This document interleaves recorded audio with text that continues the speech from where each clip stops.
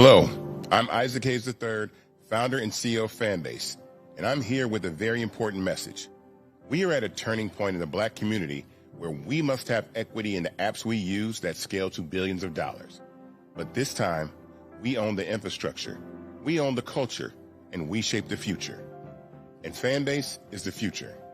Fanbase combines the free functionality of Instagram, TikTok, and YouTube into an all-in-one platform built for the evolution of social media and monetization. With over 1.4 million users, that's real proof that we are shifting the conversation of tech ownership and equity for creators. So right now, I want you to go to startengine.com/fanbase and invest today. The minimum to invest is $399. That gets you 60 shares of stock in Fanbase at $665 a share. This marks a turning point in Black ownership of social media. If we don't take this opportunity to own social media right now, we will always be customers to our own creations. And that can't go on. So once again, go to startengine.com/fanbase and invest today. We must own the platforms where our voices live, our stories matter, and where our culture drives the world. Thank you. Folks, Black Star Network is here. Hold no punches. I'm real revolutionary right now. Support this man, Black media. He makes sure that our stories are told. Thank you for being the voice of Black America, Roland. Stay Black. I love y'all. All momentum we have now, we have to keep this going. The video looks phenomenal. See, this difference between Black Star Network and Black-owned media and something like CNN. You can't be Black-owned media and be scared. It's time to be smart. Bring your eyeballs home. You dig?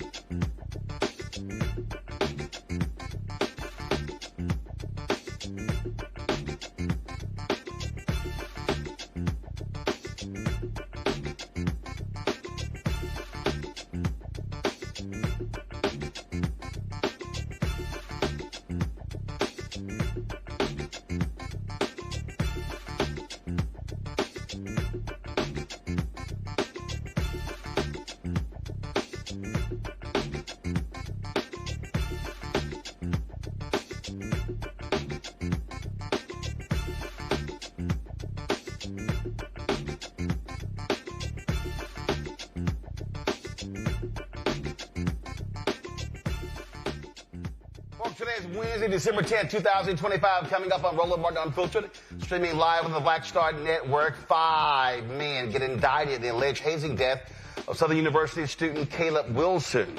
Also, Southern University clears Alpha Phi Alpha of hazing allegations. Democrats keep flipping seats. Republicans thought they were safe with Donald Trump's approval rating sinking every day and Democratic turnout surging. More than 1 in 5 GOP-held seats on the ballot this year have turned blue. Speaking of Trump's attacks, his attacks on black people go far beyond the rhetoric, and Ohio Congresswoman Shontel Brown is calling it out.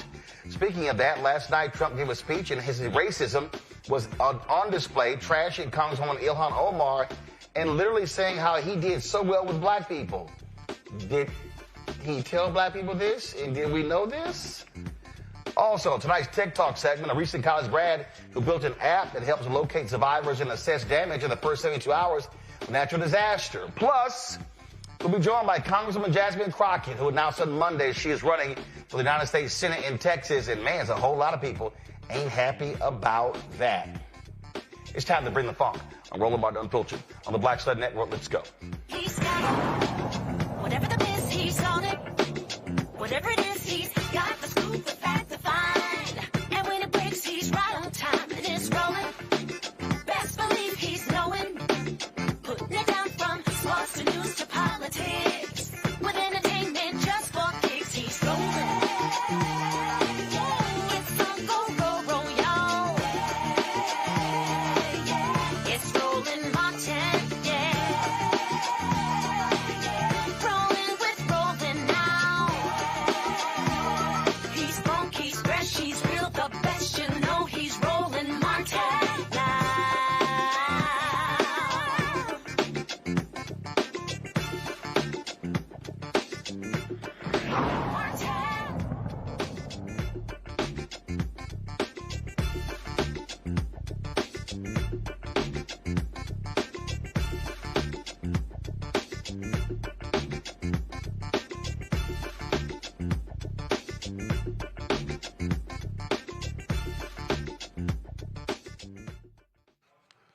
A Louisiana grand jury has indicted 5 people in connection with the alleged hazing death of Southern University student Caleb Wilson. In March, the 20-year-old Caleb died during an off-campus event for the Omega Psi Phi fraternity after sustaining a blow to the chest as part of a hazing ritual. Caleb McCrae is facing the most serious charge of manslaughter, as well as being a principal in felony hazing. Kyle Thurman was indicted for being a principal in felony hazing and faces 3 counts of obstruction of justice. Isaiah Smith was indicted for principal to manslaughter, principal to felony hazing, and obstruction of justice. 2 new suspects, Winston Sanders and Jayton Landrum, were also indicted. The grand jury charged Sanders with being a principal in a felony hazing, while Landrum was indicted for principal in felony hazing and 2 counts of obstruction of justice. The men also faced misdemeanor hazing charges related to the other individuals who were being hazed that night while seeking membership in Omega Psi Phi. However, the grand jury did not decide on the 6th suspect, 21-year-old Jalen Grissom, though they may do so later if more evidence comes to light. As a result of these events, the Omega Psi Phi chapter at Southern has been expelled from the university. Additionally, McCrae, Thurman, and Smith have been stripped of their membership in the organization. We also told you the story when Southern suspended the chapter of Alpha Phi Alpha over hazing allegations. Well, Southern announced that as a result of their investigation, as well as the fraternity organization, that they have been actually cleared. They've been cleared of those charges. Give me one second here. The Board of Regents actually received a report regarding that, but again, it related to, according to the Board of Regents report, contestants in the Miss Black and Gold pageant were told to meet off campus without knowledge or prior approval of the chapter advisor while wearing all black clothing. They were taken to a location in 2 cars where participants were made to perform jumping jacks and other physical exercises. But again, according to they have been actually cleared of all charges. I want to bring in my panel, Rebecca Carruthers, President and CEO, Fair Election Center, Washington, D.C., Joe Richardson, Civil Rights Attorney out of L.A., Kelly Bethea, Communications Strategist out of D.C. I'll start with you, Joe. Here's what's stupid to me. I despise hazing. From the moment I crossed Alpha, April 27, 1989. I never understood it. I think it's stupid. And you've got to be stuck on stupid. And you've got to be a damn fool where you would haze somebody. So you're going to put that individual in jeopardy. Your life could be in jeopardy. You're putting your chapter in jeopardy. You're putting your membership in the organization in jeopardy. And you're putting the membership in jeopardy as well. So what the hell do you get out of it? It's just stupid to me. Out of, the last X number of years, I actually speak on this on college campuses quite a bit. And we start off with some of the figures. And it's estimated about 55% of people in fraternities, sororities, sports teams, and other groups on college campuses have experienced hazing. There's been at least 1 death per year since 1959. There were 40 deaths between 2007 and 2017. And basically, to your point, it accomplishes nothing. And let's be real.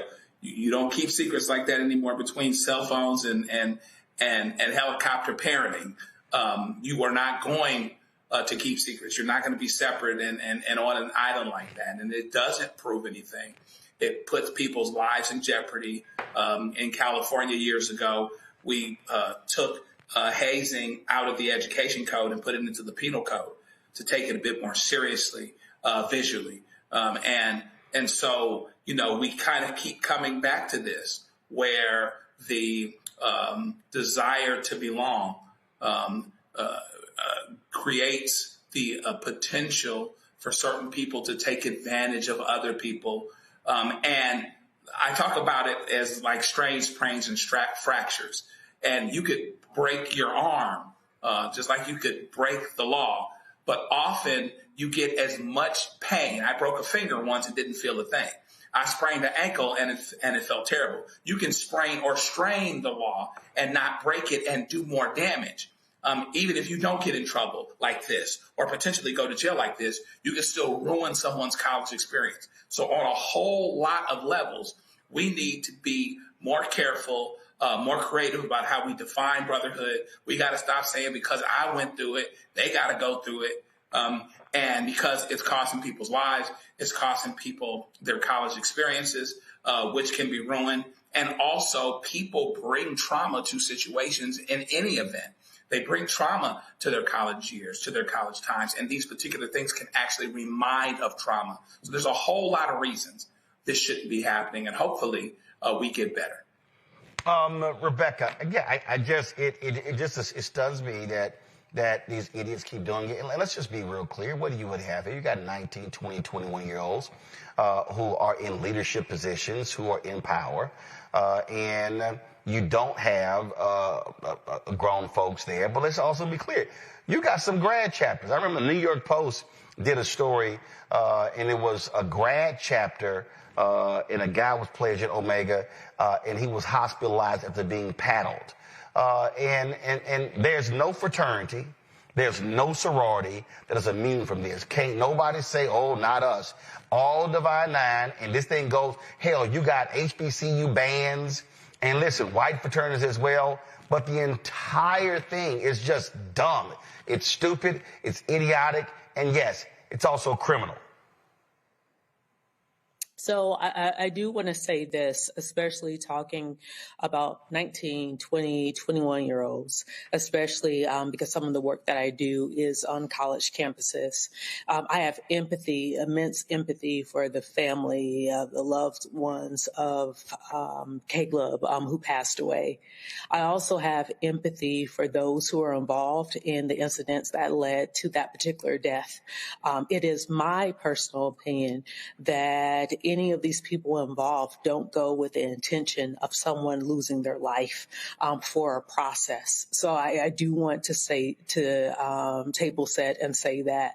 That said, as a member of a Divine Nine organization, I do think it is impertinent for all of us to focus on the mission, the vision of our founders, and the purpose in which our organizations were founded. We also have to make sure that there are safe processes for membership intake. So people, some people do want to feel that they earn their way into an organization, but we have to make sure it is in healthy and safe ways. It's in ways that it's not criminal. It's not in ways in which it's dehumanizing. But I say this with a lot of empathy because there are lives ruined because of decisions that were made. Kelly, I also think one of the problems is that too many members of organizations, whether they are Divine Nine, whether these white fraternities and sororities, whether they're HBCU bands and others, they stay quiet. Their silence allows it to happen. And the easiest way to stop somebody from hazing is that if you're standing there and they start, you jack their ass up right there.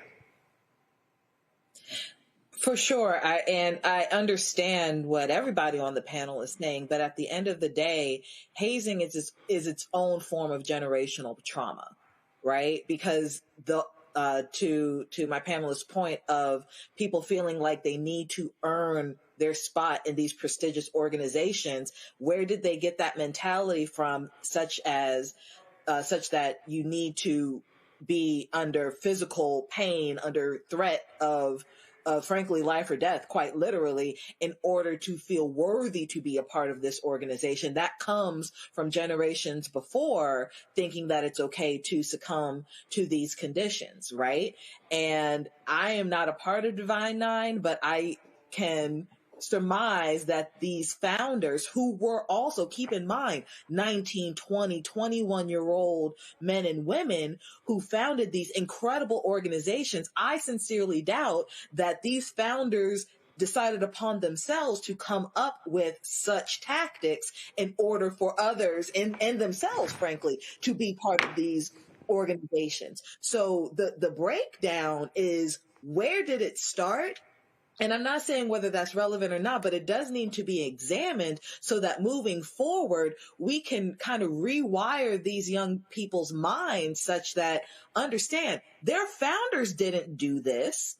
Their founders didn't start this. These are succeedants of the founders who started this, and it is not necessarily a part of the tenets and the values of the organization. And thinking that you need to be under peril in order to feel worthy needs to be examined so that tragedies like this don't happen anymore.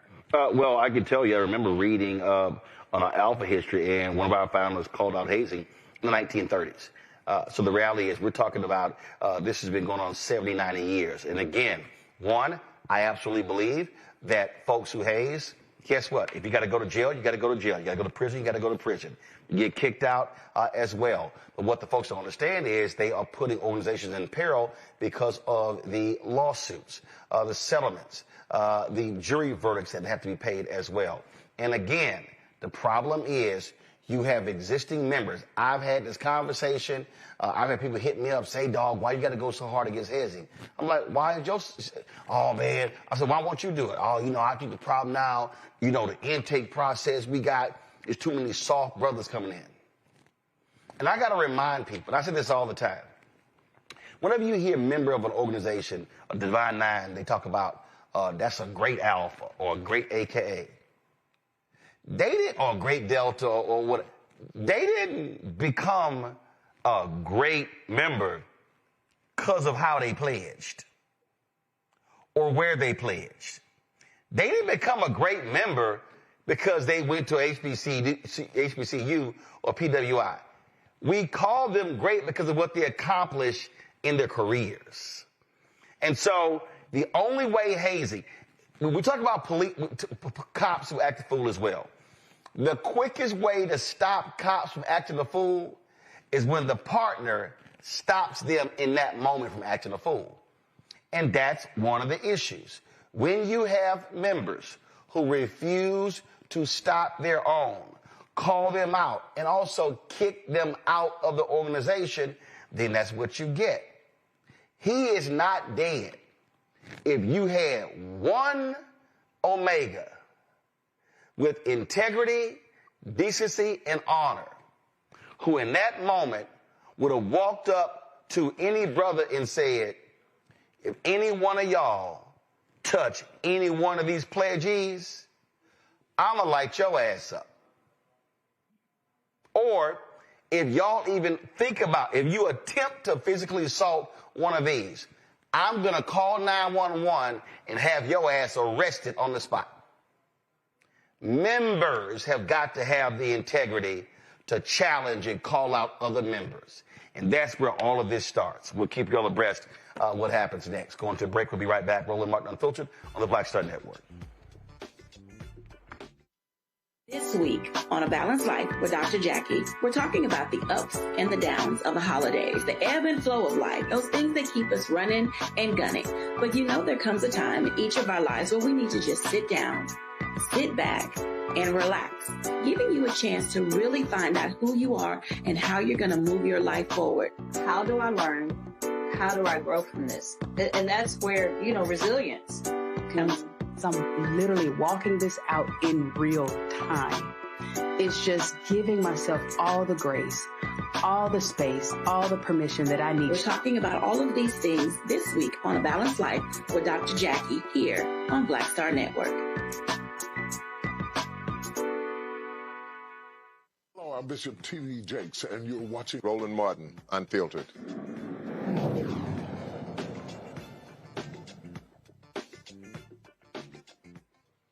All right, folks, Trump's Justice Department, they're opening a sweeping civil rights investigation into Colorado's entire prison and youth detention system.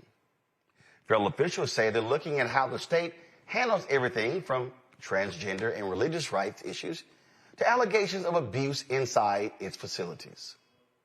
The probe covers all 21 state prisons and 12 youth centers, and it also, investigators will be examining claims of inadequate medical care, unsafe or unsanitary conditions, excessive force against juveniles, poor nutrition, and a policy that houses biological males in women's units, something the DOJ says could violate federal religious freedom protections. Now, this all comes on the heels of a 2024 settlement over the treatment and housing of incarcerated transgender women, plus a series of scathing reports about Colorado youth facilities. Those reports detail illegal strip searches, overuse of restraints, and basic safety failures so severe that one major center had to be emptied, then partially reopened months later. Now, some of you watching may say, wow, Roland, I think that's great. I think that's awesome. That's what the DOJ should be doing. They should be investigating all of these prisons. What I just read for y'all is bullshit. That's not why Trump's DOJ is investigating the Colorado prison system. Some of y'all now watching are like, now I'm confused. I don't quite understand what you're saying. Well, there's a woman named Tina Peters, okay? And if you've never heard the name Tina Peters, that's no shot. Tina Peters is a white woman who was an election official in Colorado who basically tried to help steal the election. Donald Trump and his MAGA people have been demanding that Tina Peters be released from prison. Now, here's the problem, y'all. She wasn't convicted on federal charges. See, if she was convicted on federal charges, oh, she'd be home by now because Trump would have partnered. But she was convicted on state charges. So what this is, Rebecca, is retaliation against Colorado for refusing to release Tina Peters, who tried to help Trump cheat the 2020 election. So, Roland, you're telling me that this administration is doing things that isn't above board, that they're using the pretext and the fully bully puppet of the federal government to do dirt? Is that what you're suggesting? That's exactly what I'm saying. Well, that sounds about criminal. So I would say for all of you all who are thinking about going to law school, please go to law school because we're going to need a lot of prosecutors whenever this is over because there's going to be a lot of people who are doing criminal acts that are probably going to prison in the future. So buckle up, folks. It's going to be a long, we have 3 more years of this. Yeah, I mean, Kelly, they're mad. They're literally mad and upset that the governor of Colorado simply refuses to bend the knee, and they're like, hell no, we're not letting her corrupt, guilty ass out of prison. And I want to be clear, that is exactly what's happening right now. This is a retaliation tactic, but it is also a very loud anti-trans dog whistle. Right? This administration has also made clear that they are anti-woke, that they don't need any more anything regarding Black people, regarding brown people, regarding LGBTQ people. This is the same administration that did nothing to address rampant abuses in federal prisons nationwide. Right? So the fact that all of a sudden you're hearing, oh, there are males in the female prison, like that's not what's happening here. That, first of all, that is across the board, not just in Colorado, because gender affirming care shouldn't stop just because you're in prison. That is a humanitarian issue. Right? But at the same time, if we're going to talk about safety, we need to talk about it for everyone, men, women, and trans people who are often at the highest risk of violence in these situations. And they're not talking about that. Why? Because they don't care. They do not care. So whenever Trump wants to distract his base, they package it real good. Like the articles that you're going to be reading about this, they package it real good, talking about safety and, you know, religious rights and all of those things. All lies. Exactly. All lies. All lies. But they pick a target each and every time, whether it's an immigrant, a Black prosecutor, LGBTQ Americans. Now we're talking about Colorado.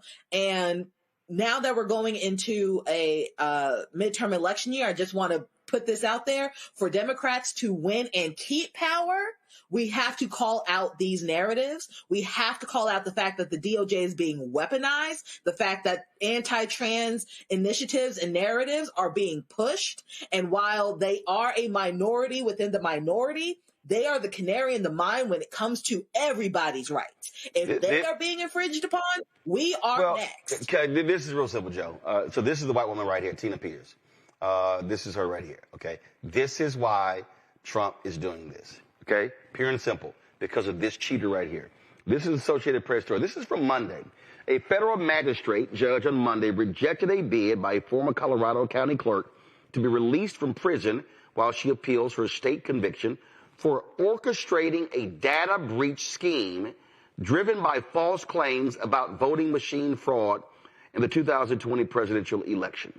Former Mesa County Clerk Tina Peters filed a federal lawsuit asking that she be released on bond while her appeal is considered. Attorneys for the state had argued the case should be thrown out, partly because of a legal doctrine that prevents federal courts from getting involved in pending state criminal trials. Her attorney, they're disappointed, maintaining that she's innocent, that voting machines can't be trusted. The bottom line is this here. Joe, she got sentenced to 9 years in prison. 9 years in prison as a result of this.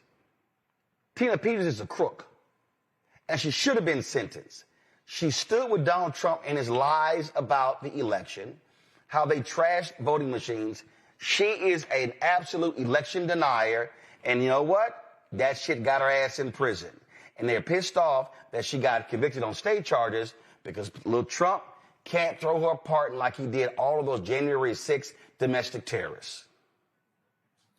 Yeah, it's really funny because, and then she even brings the claim in federal court, too, as if the feds have anything to do with overturning a state conviction, which is just absolutely incredulous. So it's pretty, to the point that's been made, even though this is for her, it's also about the trans issue as well, because out of that lawsuit, there was a requirement of creating a 100-bed facility for trans women as well. And so here we go. Let's go back to the dog whistles. Let's go back to the things and get people hot and get people voting for Trump. So they can make you forget about the fact that you're hungry, make you forget about the fact that your mom's Medicaid is being threatened, the fact that your grandmother lost her job with the federal government. All you have to do is make them mad about trans people, as if that puts money in your pocket, as if that gets you a job, as if they're to blame for their run of bad luck, for someone else's run of bad luck. So, yeah, it is kind of interesting and convenient. And it's, a bit disheartening, to say the least, to be reminded that this administration will move the levers of power for political grudges, trying to step on the feet and the toes, as it were, of other branches of government, state versus federal, federal legislature, federal judiciary branch, to get what it is that they want. And I hope that Colorado continues to hold strong in what it is that it's actually doing. But of course, they may say it a certain way, but we all knew that, and this is a perfect example. That when they talk about this DOJ doing anything that has the potential to actually deal with actual safety issues in prisons and things like that, that there's nothing to it, because that's not what they do at all. They've done everything that they could to undo consent decrees, to undo accountability for the judicial decrees, the consent decrees that were put in different places, Minneapolis, Louisville, other places. So that they don't mean any good. So I'm always looking at what the purpose is behind it. And it's crystal clear, like we're saying, as to what the purpose is. So hopefully Colorado continues to hold tight. This judge understands he doesn't have any jurisdiction over this issue. And hopefully that'll continue, because right now, it's these judges that are doing the right thing, that are giving us the opportunity to hold the line, so that hopefully the rule of law can continue to survive and keep this country together, as it were. Yep. I hope people really understand why federal judges matter. Speaking of federal judges, one in California has once again blocked Trump's administration from keeping the California National Guard under federal control and using those troops for whatever they want, such as being on the streets of Los Angeles during immigration enforcement operations. Judge Charles Breyer ruled that Trump lacks the authority to keep roughly 300 Guard members in federal status without a clear emergency and order control returned to California Governor Gavin Newsom. His order, temporarily on hold until Monday to give the Justice Department time to appeal, follows Defense Secretary Pete Hegseth's move to put California Guard troops under federal command to guard immigration agents and even deploy some to Oregon under Title X. The White House is standing by its claim that Trump has broad power to federalize the Guard and is signaling it will fight the ruling. Yeah, but you kind of got to have a reason to do so, y'all. You kind of got a reason to do so. Now, I found this to be interesting. In Louisiana, a convenience store manager just gave Border Patrol a very public know your rights lesson. Wayne Davis, an assistant manager at a Brothers store in Kenner, Louisiana, says two unmarked SUVs roared into the parking lot and agents in Border Patrol vests walked toward the entrance as part of the Catahoula Crunch immigration sweeps. Now, he locked the door to keep them from entering the store.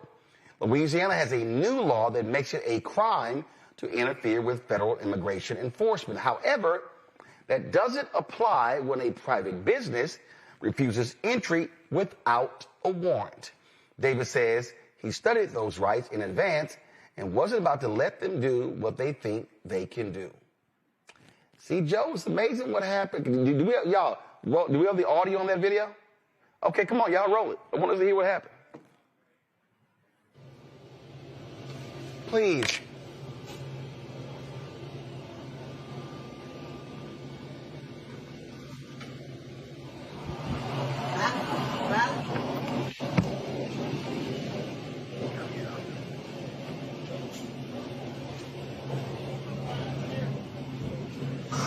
What you want, man? You want some chicken? You ain't getting it here, bro. Go somewhere else. You're not getting no chicken. Dang, you don't want to show your face now? I know you can hear me. I know you can hear me. There you go. Why you not showing your face? You wanted to show your face everywhere else? Come on.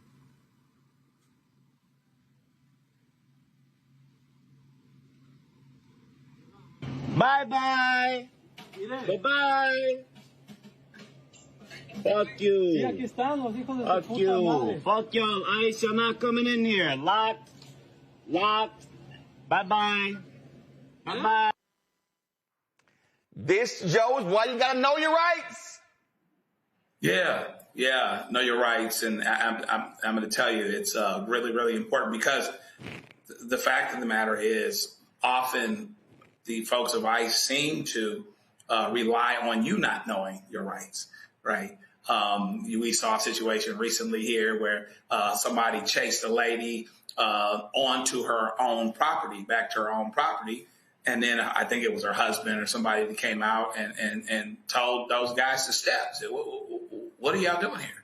And they tried to act smart or whatever else. And, he had a couple expletives, that were colorful. But they knew that they couldn't do anything. So these folks roll up, as a general statement, these folks roll up with no warrant. The first question, where is the warrant, bro? Where is the warrant? If there is no warrant, step, okay? If there is no warrant, step. And I think it is important for people to understand and to be armed with information and armed with knowledge. And I believe that it makes a difference when communities and people in communities get each other's back peacefully and let them know that we're watching, while you guys walk around with masks on. Listen, we don't know who you are. By the way, BTWIJS, you running around with a mask. There have been people that have been raped and harmed and everything else picked up by people with masks on and didn't know who they were, didn't identify themselves. So knowing the law is everything. You are penalized in this world for what you don't know. Yet it's important all the more to be armed with information because this administration and the people that are under it, the branches of the tree, they're not worried about the law at all. So you can do two things. You can protect yourself and give them a little education too.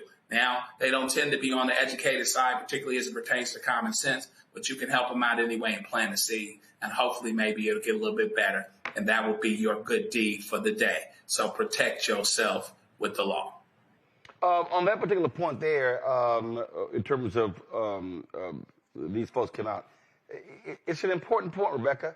We don't actually know if these people are federal agents.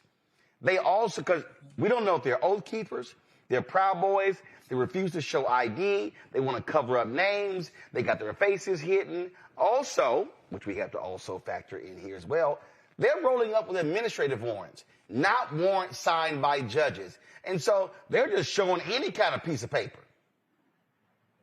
And to your point, we have people who are serving in government who were supposed to be properly confirmed and haven't been confirmed, especially when I think about some of the AUSAs, the assistant U.S. attorneys that are stepping down or being told, hey, you can't prosecute in this jurisdiction because you haven't been properly appointed. So it's all sorts of chaos, Roland. And to your point, this is when it becomes scary because we are seeing human trafficking that's happening because of ICE. We're seeing people who are snatched, taken, family members not knowing where these people are actually going, where they're being detained. One thing that we are sure of is that people's constitutional rights are not being observed during this moment. And so saying all of this is a very dangerous situation because under normal times, if someone with a mask come up to you and try to forcibly remove you from a public area or a private area, well, you have other rights. You have your Second Amendment rights as well. But we're now in a very dangerous and untenable and very unstable situation because if you exercise those rights and they are later told, oh, this was federal law enforcement, it's going to be a very gray and dangerous and scary area for this country. And it's very unfortunate. And for our New Orleans folks, you all know Kenner is out where the airport is. So it lets you know that ICE is very active, still extremely active in the New Orleans area. And the problem with these people for me, Kelly, is they don't give a damn. They rolling up, they busting windows. They literally are ramming their cars into cars. And so I'm glad that this store owner knew his rights and said, no, y'all ain't coming in here. In fact, I saw the other day, they were walking up to somebody's house and they have security cameras. They turned their security camera away. You can't touch somebody's personal property like that. But here's the key. Kelly, Donald Trump has said, y'all can do whatever y'all want. And if anything happens, don't worry about it. I'm going to pardon you. But that, to my panelist's point, that is what's truly scary about this situation because being given a directive like that, if you were a true officer of the law, a true law enforcement officer, you would think twice about following through with that because that goes against the oath that you gave before the directive came down, right? Trump isn't trying to keep people safe in Los Angeles. He's trying to send a message that he can override governors.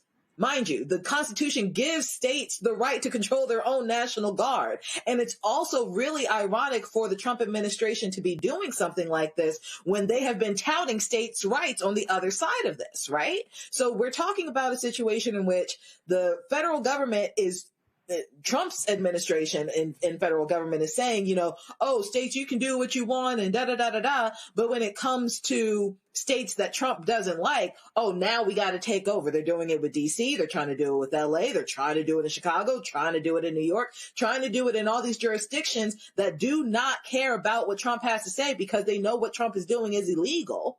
Right? They know that he's trying to expand presidential power. They know that he's trying to, basically curate a private militia, all of which is illegal, all of which is authoritarian cosplay at this point. So yeah, like it's ironic in the worst way what this administration is trying to do. Kudos to the guy in Louisiana who understands his rights. I hope and pray that this serves as an example and a shining light for other people to do the same because this can't keep going on. And Democrats and people who see this happening and, see every red flag just flaring, they can't just sit by and do nothing because that is also complicit. Absolutely. All right, folks, going to a break. We come back. A black university in Indiana is shutting down. Why? Because the Republican governor is cutting off funds. Did I not tell y'all they were trying to defund Black America? Some of y'all so fixated on the Diddy 50 Cent documentary that you won't realize what the hell is happening in our world right now. We'll talk about that. Plus, White Republican lawmakers in D.C., they want to rename Black Lives Matter Plaza after Charlie Kirk.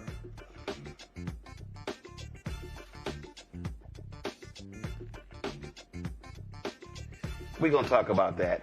You want to support the work that we do, join our Green and Funk fan club. You want to contribute. Our goal is to get 20,000 of our fans contributing on average $50 each a year. Right now, folks, we're in the middle of trying to raise about $1 million toward the end of this year to launch the new products that we're doing. We got a new daily news show we're launching, a health show, business show. And then, of course, we got a lot of places we're going to be going in 2026, covering elections all across the country. So if you want to contribute, you want to give via Cash App, use a Stripe QR code. You see it right here, bottom left-hand corner. You can also use that for credit cards as well. PayPal is R Martin Unfiltered. Venmo is RM Unfiltered. Zelle, Roland at RolandSMartin.com. Roland at RolandMartinUnfiltered.com. I've got about almost 300 checks that came in the last couple of months. I was opening envelopes today. It took me about 3 hours. So if y'all want to send a check and money order, make it payable to Roland Martin Unfiltered, P.O. Box 57196, Washington, D.C., 2003 7-0196. Back in a moment. Next on the Black Table with me, Greg Carr. Our legal roundtable is back in session as we look at yet another potential landmark case being considered by the United States Supreme Court.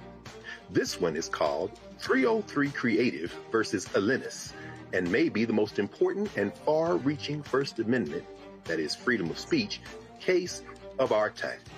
It could, depending on how the court rules, open the door for a return of Jim Crow segregation laws. It's true. If you say we can discriminate against one, you're saying we can discriminate against all. That's on the next Black Table. Don't miss it. Right here on the Black Star Network. Hey, what's up, everybody? It's Godfrey, the funniest dude on the planet. And you're watching Roland Martin Unfiltered.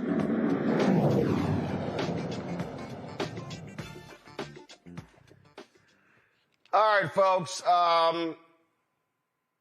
I've said numerous times, the next 3 years are going to be pure hell for Black America. Everything about these races is to shut down what's happening in our community. And in Indiana, that's exactly what is happening. The only predominantly Black institution in Indiana, Martin University, will pause operations at the end of the semester, citing financial and student enrollment challenges. The announcement comes months after Indiana Republican Governor Mike Braun yanked a one-time $10 million state grant meant to support minority and first-generation students. The university's president, Sean Huddleston, abruptly stepped down on November 28th to pursue other opportunities. Classes will end on December 13th. Students say they found out by email at the same time as faculty, with no clear plan yet for transfers or graduation. University leaders blame declining enrollment and finances, but members of the Indiana Black Legislative Caucus warned that shuttering Martin will widen the achievement gap and erase a critical pathway for Black, first-generation, and non-traditional students in the state. Martin University was founded in 1977 by Reverend Boniface Hardin and Sister, first of all, Reverend Father Boniface Hardin and Sister Jane Schilling. It was named after Reverend Dr. Martin Luther King Jr. and St. Martin de Porres. The university celebrated its 40th anniversary in 2017. We reached out to the school's leadership and the board of trustees. Neither responded to our request. I keep saying this is going to happen, y'all. It's going to happen because what you are seeing is the constant attack on Blackness. You're seeing this. And I want you to understand, I laid this out when I framed it, the defunding of Black America. And the attack is coming, again, that's an education institution. Texas got rid of its disadvantaged business hub that helped minority and women-owned businesses get state contracts. That's attacking us economically. They're attacking us politically. So check this out. A white man from South Africa who was born and raised in apartheid South Africa, who now votes in America, is angry and doesn't want Somalis who came to America and became citizens to also vote. That's Elon Musk. So Elon gave an interview with Katie Miller, you know, the white woman who's married to the white supremacist Stephen Miller. So in the interview, Elon is complaining about Somalis being able to vote. He's complaining about Somalis.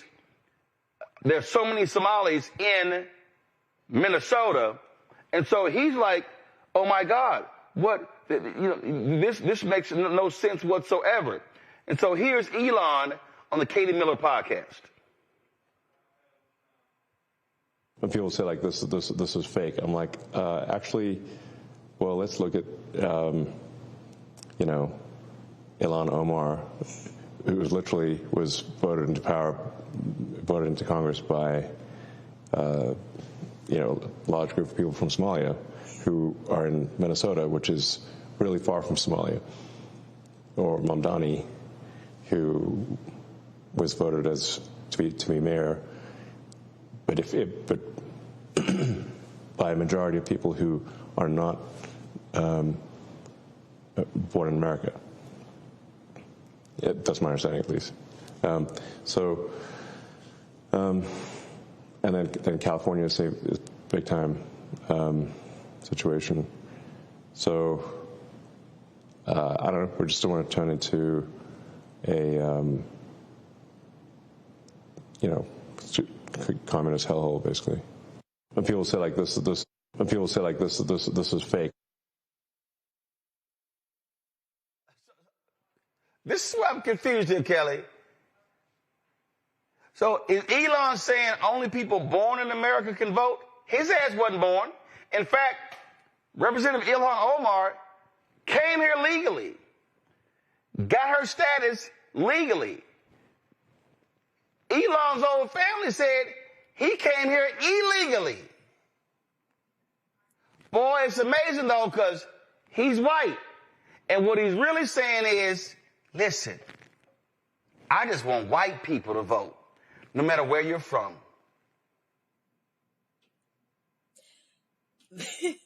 This man is the ultimate hypocrite. And racist, and racist. And racist, for sure. But his racism is also rooted in hypocrisy, which is why I like to really bring home just how hypocritical this man is. You're talking about a non-American citizen completely injecting himself into American politics. You're talking about somebody who's racist but benefits from DEI initiatives. You're talking about somebody who's anti-trans but also benefits from gender-affirming care, being hair transplants, Botox, testosterone, you name it, just to look as weird as he does anyway. You're talking about somebody whose entire life has been propelled and upheld on the backs of people who he despises, and yet he still spouts what he spouts. So I can't take anything that he says seriously. What I can do is still remain cautious and weary of the influence that he has on this president, on his cronies, on his followers, right? And that's all I really got on the situation, because you can't take him seriously otherwise. But you have to take him seriously. And the reason you gotta take him seriously, because this was Trump last night. And listen to this. I've also announced a permanent pause on third world migration, including from hellholes like Afghanistan, Haiti, Somalia, and many other countries.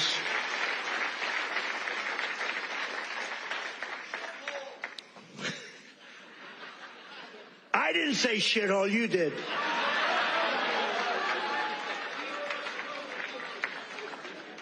Remember I said that to the senators, they came in, the Democrats. They wanted to be bipartisan.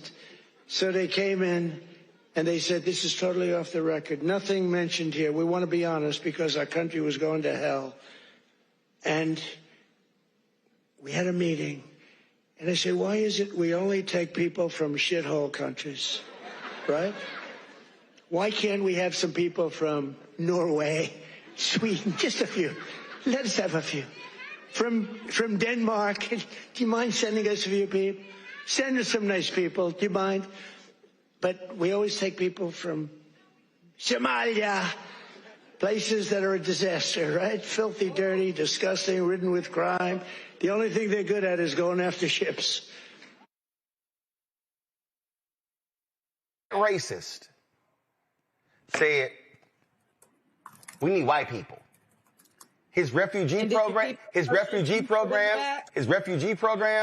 I want white South Africans. They literally, and now what they're doing is, they also announced that they are going to, if you are a tourist coming to the United States, they are going to start searching the last 5 years of your social media to see if you have said anything negative about Trump or America. But what Elon Musk said, remember, let's go back to the race. We're talking about Haitians were eating dogs. They were trying to run them out. Donald Trump, J.D. Vance, Elon Musk, MAGA. What they are saying point blank, we need white people. Elon Musk tweets every day about declining birth rates. All they care about is whiteness. That's what's going on here, Rebecca. So we better take seriously because they are purposely saying Boston. They had a naturalization service, Rebecca, and they walked up. People are in line. These are people who have studied, taken tests, and been vetted, and they said, what country are you from? Oh, no. You're on the list. Sent them home. This is real. Now, Roland, I was going to say something, but then you mentioned Boston. Can we be truthful? Boston has always been racist. No. Like, come on. I know Boston. No. Follow me here. I know Boston is racist. What I'm saying is they are doing this at naturalization ceremonies across the country. They have a list. And what Donald Trump is saying, if you are from a black country, if you are from a non-white country, we are not going to grant you legal status. Yes, we are under racial apartheid. We've been under racism, but now this is racial apartheid. When you reference South Africa, where did South Africa get it from? They got it from the United States. They studied early Jim Crow. What's super interesting about this, all of the countries that Trump named are the very countries that Western society, so white countries, European countries, have been raping and pillaging and stealing its resources. So if these are such hellhole countries, then why are all these Western nations dependent on the resources from these countries? So we know what this thing is. And quite frankly, with Elon Musk, he's worth what, 50 billion, 100 billion? How much money is he worth, Roland? Oh, no. He's close to becoming a trillionaire. He signed that new contract. Yeah. So he's going to be the first trillionaire. If look, I can't speak for other people's pockets, but if I was trillionaire status, I wouldn't care about any of that. No. I would not be. But when you are a supreme racist, Joe, you do care, and you're using your money and the platforms that you're buying to do it. Here's what I think is funny, Joe. Trump hey, can y'all send us some Sweden from Denmark? Well, Trump, they don't like you. Go to my iPad. This is the number of Europeans traveling to the United States. Do y'all see this here? This is what it was in 2024 from Austria. Down. Denmark, down. Germany, down. Iceland, down. UK, Sweden, Spain, Norway. This doesn't even include Canada. Guess what? The white countries, they're not trying to live under this right-wing white racist. Yeah, for sure. I mean, I remember during Trump's term, during his first term, being in London. And, they were looking at me like, what y'all do? I'm like, well, I didn't do it. Hey, what black people? People over there. What black people? What? Like, what you talking about, Willis? But to the point that was just made, Rebecca said, that when if I had $1 trillion, I wouldn't really care about what other people had. Well, that's because Rebecca is a giving person with common sense. There's a whole lot of people out there. As a matter of fact, poor people. You don't even have to be a trillionaire. You ever met somebody that it was just as important for other people not to have as for them to have? So it's not even so much about what I have. It's me being focused on what other people don't. And you have that. And now you have the resources to turn that up, to amplify it. So now you create Doge and buy an election. And now you can get your folk at the home on the range in South Africa, in the country, and you can keep the black people out of the country and while your friends take their resources all at the same time. It's not even so much about what someone has. It's about making sure other people don't, even at the same time, which is absolutely crazy. Listen, our Somali brothers and sisters, our Ethiopian brothers and sisters, they're less likely to be here illegally in the first place. No disrespect to other folk. These guys run a square joint. By the time they get over here, they usually have the legal right to be here. Okay. And that's one of the reasons why, even try as they might, if ICE does something in those communities, like in Minneapolis, it's not going to be because people's paperwork wasn't straight. So that's interesting because, if you really want to be technical about, quote, who's following the law and who's not, there's those of us that know that we have to run a square joint, so to speak, and we have to follow the law and these other things. So the hypocrisy, again, is amazing that he feels entitled to actually speak on this issue. He's not even from this country at all. But to his mind, he can come here and buy it. But that's not inconsistent with the sentiment that founded the country in the first place. So, as it were, I guess the fruit doesn't fall too far from the tree. Absolutely. Are y'all going to go to break? We come back. They really want a Charlie Kirk Plaza in Washington, D.C. outside of our building. Oh, hell no. Hell to the no. Also, that rally last night, Trump bragged about how many black votes he got. Man, we didn't vote for your ass. I'm going to show that to you. Oh, and we're going to talk about MLK Day, Juneteenth, how Trump has removed those as free days to visit federal landmarks. But you're gonna get a discount on his birthday. Yep, I'm going to talk about that. Plus, Congresswoman Jasmine Crockett joins us at 7:30. And so we'll talk about her running for the United States Senate. Lots to talk about in the second hour of Roland Martin Unfiltered on the Black Star Network. If in this country right now, you have people get up in the morning and the only thing they can think about is how many people they can hurt, and they got the power, that's the time for mourning. For better or worse, what makes America special, it's that legal system that's supposed to protect minorities from the tyranny of the majority. We are at a point of a moral emergency. We must raise a voice of outrage. We must raise a voice of compassion. And we must raise a voice of unity. We are not in a crisis of party versus party. We are in a crisis of civilization, a human rights crisis, and a crisis of democracy itself. And guess what? You've been chosen to make sure that those that would destroy, those that would hate, don't have the final say, and they don't ultimately win. Michael McMillan, President and CEO of the Urban League of Metropolitan St. Louis, and you are watching Roland Martin Unfiltered.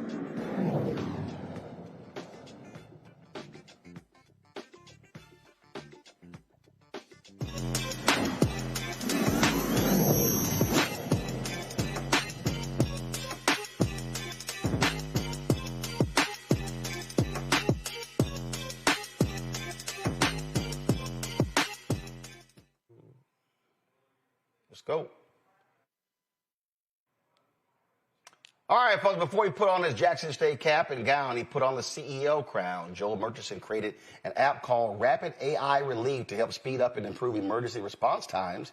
He developed the app in 2024 after participating in a workshop through the HBCU Founders Initiative, where students were tasked with developing ideas to enhance climate change awareness and community resilience. He joins us right now. I'm glad to have you here, Joel. So, all right, what does this app do? How does it work? Yes, sir. Yes, sir. I first want to thank you so much for having me, and shout out to the greatest HBCU of all time, Jackson State University. But more for Rapid Relief AI gives emergency teams real-time visual during disasters, so that way we can provide disasters, the data reports, so that way insurance companies can help African American communities during national disasters. All right. So how does the app work? First of all, folks watching, what's the name of the app?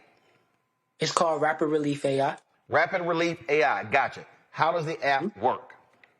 So it takes before and after imagery for drones, and then once it does that, it uses AI change detection to automate the actual damage assessment, so that way you can help the customers and insurance companies, so that way we can provide faster payouts. So that way, let's say your home is destroyed, right?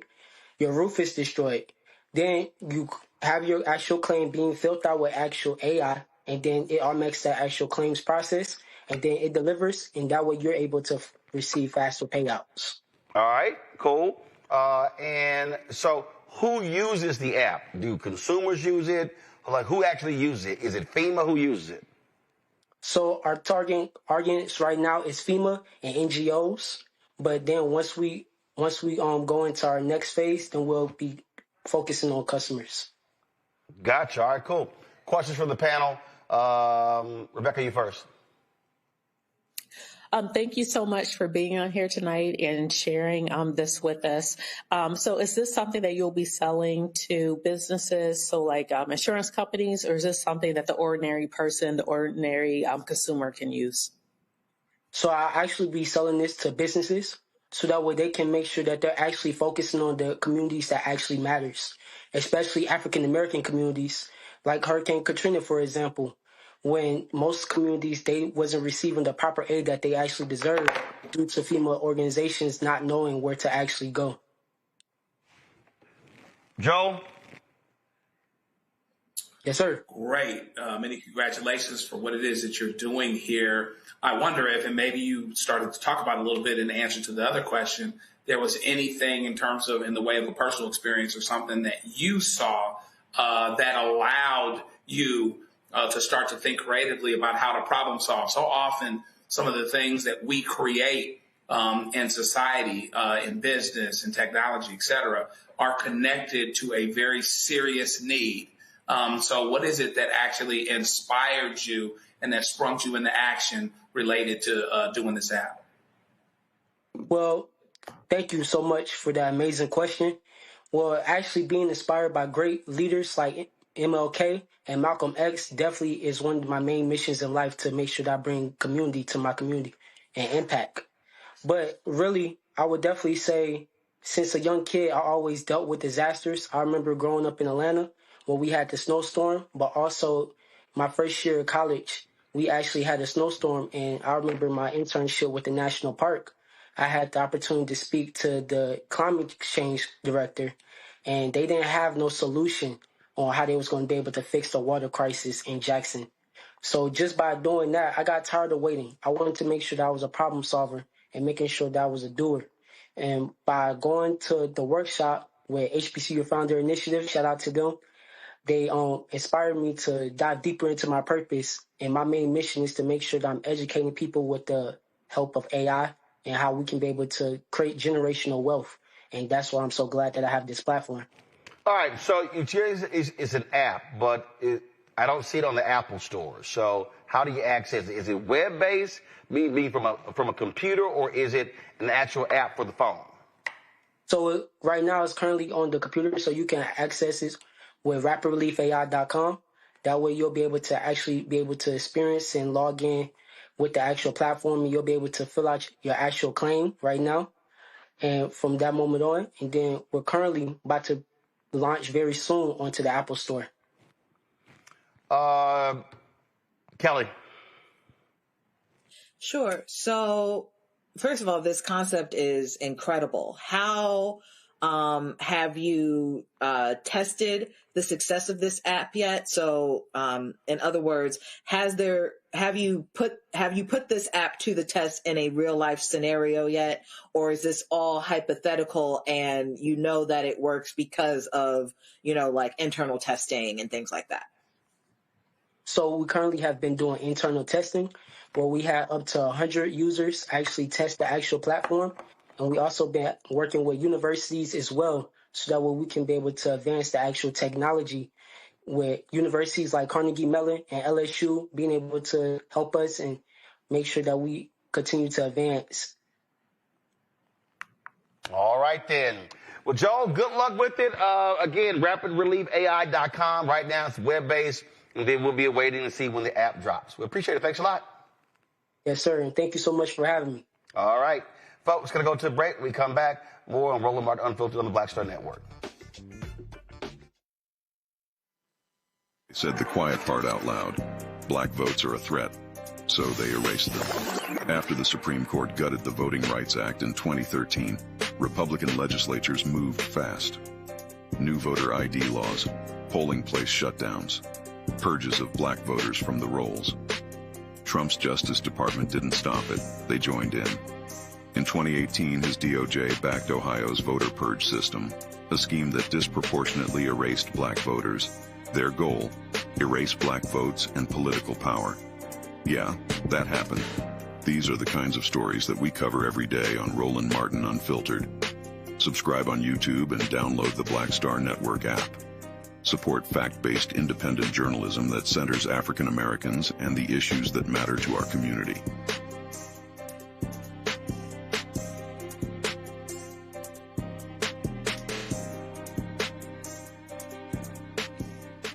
Now that Roland Martin is willing to give me the blueprint, hey, Ross, I need to go to Tyler Perry and get another blueprint because I need some green money. The only way I can do what I'm doing, I need to make some money. So you'll see me working with Roland. Matter of fact, it's the Roland Martin and Cheryl Underwood show. Well, should it be the Cheryl Underwood show and the Roland Martin show? Well, whatever show it's going to be good.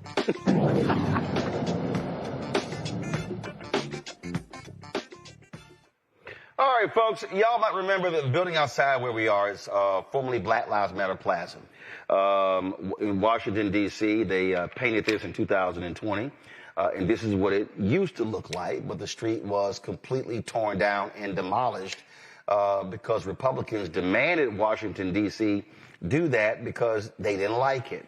You might remember when he was dying of pancreatic cancer, his last visit in Washington, D.C., Congressman John Lewis stood out on the street with D.C. Mayor Muriel Bowser, and he wanted to make that visit before he transitioned, and so that's what it used to be. So guess what's happening right now?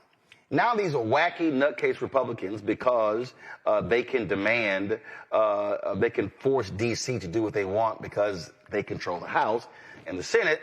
So guess what? Nancy Mace now claims she's going to fight like hell to rename the old Black Lives Matter Plaza for Charlie Kirk. This is her idiotic, stupid-ass statement. Now, mind you, Nancy Mace represents South Carolina, not Washington, D.C. And so she goes, Charlie Kirk assassinated for defending free speech. BLM bought a $6 million mansion with your donations. One deserves a memorial in D.C., the other deserves an investigation. We introduced the Charlie Kirk Freedom of Speech Plaza Act to rename Black Lives Matter Plaza and honor a true American patriot. We should honor a martyr for freedom, not a terrorist organization that got rich off chaos. We are Charlie Kirk. Fuck you, Nancy Mace. This is the bullshit that we're talking about here. This is the bullshit right here. Okay? People like Nancy Mace. What's wrong, Kelly? Yeah, I said it. I said it. Nothing. Not a thing. So this is what I'm talking about. These right-wing nutcases want to force their stuff. Charlie Kirk was a racist. Period. I don't want to hear this First Amendment bullshit. And, oh, my God, it's about freedom. No. Charlie Kirk did not give a damn about black people, despised King, trashed the Civil Rights Act. But this is the crap that they do when they have the power. And what do we always say, Rebecca? If you don't vote, this is the stuff that you get. You know what, Roland? I was just looking up to see if Nancy Mace has actually passed anything. Has she even got a post office named in her district?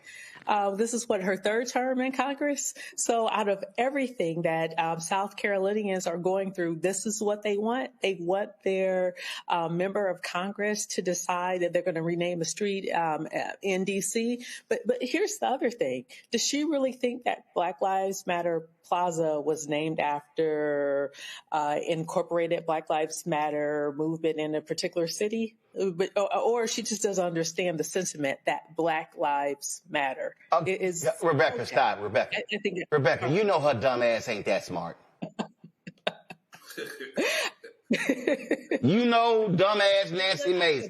That is way too much nuance for dumbass Nancy Mace. Roland, I am trying. Like, these stories. No, you can't try. She is dumb. Yes. Dumb. Did Charlie Kirk even know her? Does she know Charlie Kirk? Has she ever met him? Why is she going so hard for Charlie Kirk? According to Candace Owens wants the federal government to actually fully investigate the death of Charlie Kirk. So maybe Nancy Mace can advocate for that instead. Kelly? Yes. I'm sorry. All right. So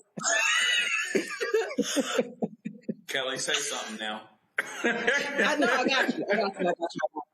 So here's my thing about Charlie Kirk, right? I haven't really talked much about him at all. And not because I don't have much to say, but mainly because it's not worth saying, because he wasn't worth, frankly, remembering. He didn't do anything. We're talking about a community college school dropout who was given a mic. He's a glorified podcast bro that these Republicans have rallied behind because he got shot. That's it. He didn't say anything of value. He didn't say anything of significance, not even within their own talking points. He didn't say anything. If this man had not died, they wouldn't be talking about him. So I don't see why I should be talking about him. That's it. Yeah, this was, I took this photo here, Joe. I took this photo here because, when these idiots were talking about tearing it down, and I was like, here they come. And the bottom line is, that's what they do. I mean, they are, because they control the purse strings, they told Mayor Bowser, oh yeah, you don't rip up that street, and it damn near cost $1 million to rip it up. You don't do that, we ain't approving your budget. Yeah, that's crazy. But here's what it comes down to. They're getting ready to be outnumbered. They know they're getting ready to be outnumbered. And so what you want to do is you want to erase everything black you possibly can, everything of color that you possibly can. But the problem is there's going to still be more of us. You're still going to be outnumbered. You're still going to have these issues. And meanwhile, back at the ranch, you're not even doing a particularly good job, the Nancy Maces of the world, of taking care of your own people. Your mamas and daddies are losing Medicare. You let people sit around and say, I don't want Obamacare, but I'll keep ACA. They've been saying that for 10 years. Meanwhile, certain people are trying to make it go away. And ultimately, the proof's going to be in the pudding. What you actually do for people to push them forward. Charlie Kirk, whatever Charlie Kirk was not, I'm too busy trying to get to heaven myself and make sure I'm standing at the gate and they don't tell me something about something that I had no business doing. You know what I mean?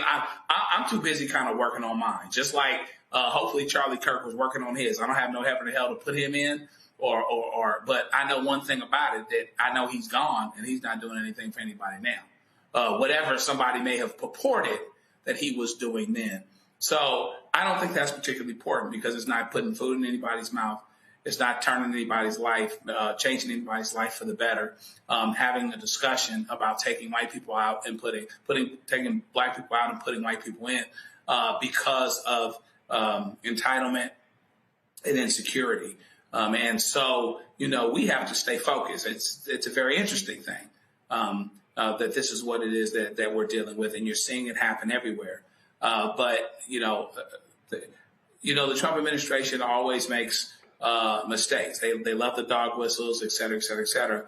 But they always make mistakes as it pertains to not taking care of, regular people, many of which look like them. And ultimately, I think that you're seeing it politically, that there's going to be a price to pay for that.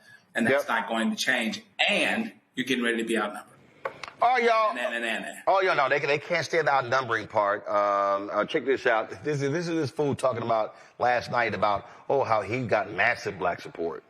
I tell you, black people love Trump. I got the biggest vote. I got the biggest vote with black people. They know a scam better than anybody. They know what it is to be scammed. Thank you, man. Thank you. I appreciate it. We did great. Thank you. I like this guy. He said, black people know a scam better than anybody. Yeah. That's why we didn't vote with your punk ass. Numbers don't lie. Black women voted the highest against Trump. Black men second highest. So yeah, Donald, you're right. We know a scam. We know a crook. We know a con man. We know a fraudster. This is what it looks like.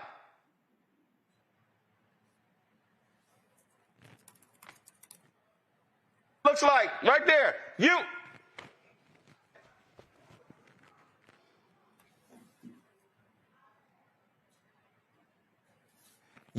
You're the con man.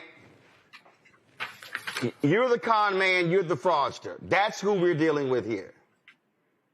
Period. Nobody's fooled by this fool, Rebecca. And guess what? He's getting nailed left and right by voters, and that's what's going on. And you know what? They know they're going to get their asses kicked in the midterm next year. They know the economy sucks. And now even the white folks are waking up going, God damn it, this fool been lying to us. These farmers ain't even buying the $12 billion bailout. Even one of the local speakers that he had speak before his rally, and she was talking about how she was a waitress, a longtime server, trying to make ends meet, and she's struggling to pay for things. But then she was up there introducing Trump. So I was really confused because this is the same person, the same administration that's refusing to release inflation numbers, refusing to release current GDP numbers, refusing to release information that shows where jobs are in this country. So the jig is up. We understand that people aren't doing well in this country, but he keeps saying the same things over and over. He's telling all of us that everything is okay. And unfortunately, there's a subset of people who believe that. So for those of you who are angry, who are upset, you understand that things cost a lot of money. You don't agree in the direction in which this country is going. I need you to double check your voter registration. I need you to make sure everyone within your household, within your sphere of influence are registered to vote and are monthly checking the voter registration, because 2026 is here, y'all. You get to do something at the ballot box, and there's many states that are going to make it harder and tougher for you to exercise your right to vote. And we always say every election, this is the most important election. Well, guess what? Every single election is important, especially in 2026. Calling out how Trump is screwing up this economy. This is what he had to say. Why did we move today? I would say point to a couple things. First of all, gradual cooling in the labor market has continued. Unemployment is now up 0.3 from June through September. Payroll jobs averaging 40,000 per month since April. We think there's an overstatement in these numbers by about 60,000, so that would be negative 20,000 per month. I challenge. Lying. That's what we got going on. He's screwing the economy up. All right, I'm going to go to a break. We come back. Congresswoman Jasmine Crockett. The Crockett Chronicles live on the show. She's running for the United States Senate. Let's talk about it. You're watching Roland Martin Unfiltered on the Black Star Network. Next on the Black Table with me, Greg Carr. Our legal roundtable is back in session as we look at yet another potential landmark case being considered by the United States Supreme Court. This one is called 303 Creative versus Alennis, and may be the most important and far-reaching First Amendment that is freedom of speech, case of our time. It could, depending on how the court rules, open the door for a return of Jim Crow segregation laws. It's true. If you say we can discriminate against one, you're saying we can discriminate against all. That's on the next Black Table. Don't miss it. Right here on the Black Star Network. Melanie Campbell, National Coalition on Black Civic Participation and Black Women's Roundtable. And we are watching Roland Martin Unfiltered all day, every day, 24/7. Spread the word.